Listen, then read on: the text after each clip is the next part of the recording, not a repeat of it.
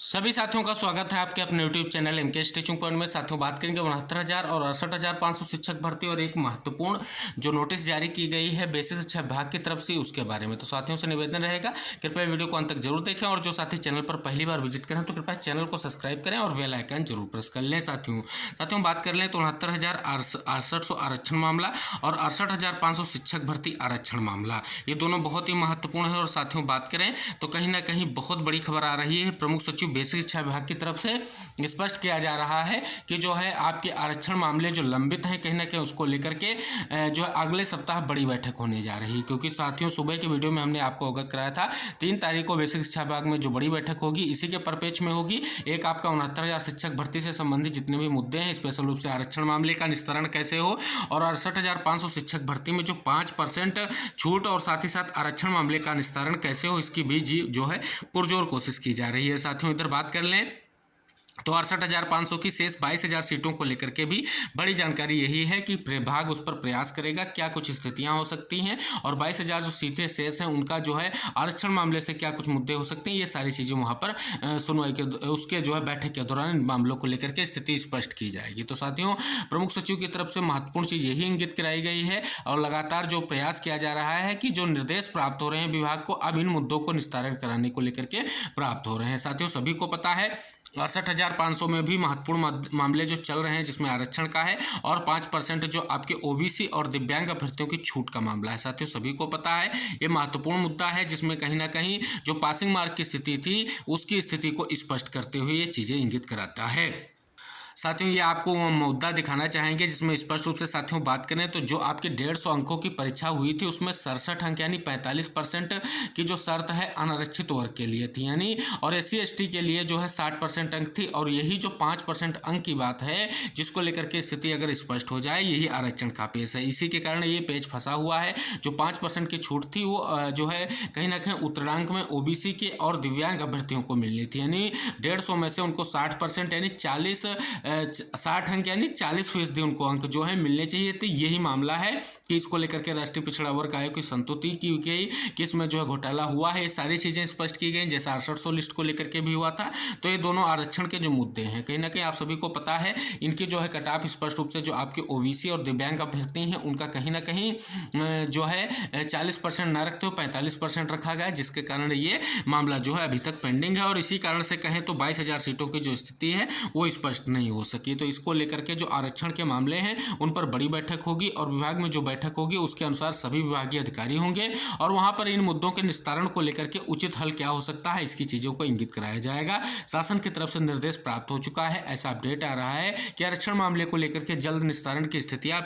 जो है स्पष्ट की जाएंगी। और साथियों आपको अवगत करा दें कि आरक्षण मामले का निस्तारण इसलिए अति आवश्यक है क्योंकि जो अगली सुनवाई होने जा रही है उससे पहले आप सभी साथी देख सकते हैं कि 6800 को लेकर के लगातार प्रयास किया जा रहा है, मुद्दे को सीएम तक पहुंचाने का प्रयास किया गया है और कहीं ना कहीं राज्यपाल महोदया को मुद्दे को पहुंचाया गया, जिससे स्पष्ट हो रहा है कहीं ना कहीं संज्ञान लिया जा रहा है। और जिस प्रकार से आज जो स्पष्ट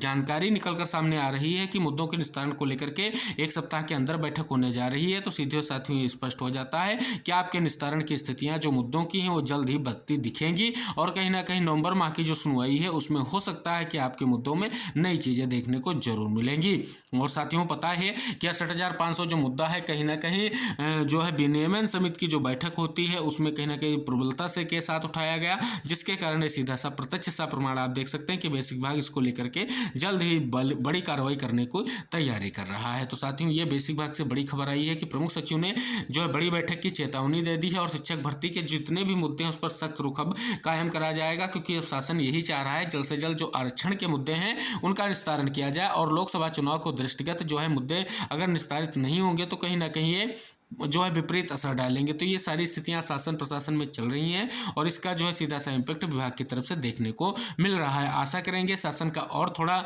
निर्देश प्राप्त होगा और जो मुद्दे कोर्ट में लंबित हैं उनके निस्तारण में सरकार की तरफ से और विभाग की तरफ से जल्द है उचित पैरवी की जाएगी, ऐसा हम जो है आशा करेंगे। साथियों अब बात कर लें एक महत्वपूर्ण आदेश जो विभाग की तरफ से जारी किया गया है, किन चयनित शिक्षकों को लेकर के है क्या है सब आपको अवगत कराएंगे।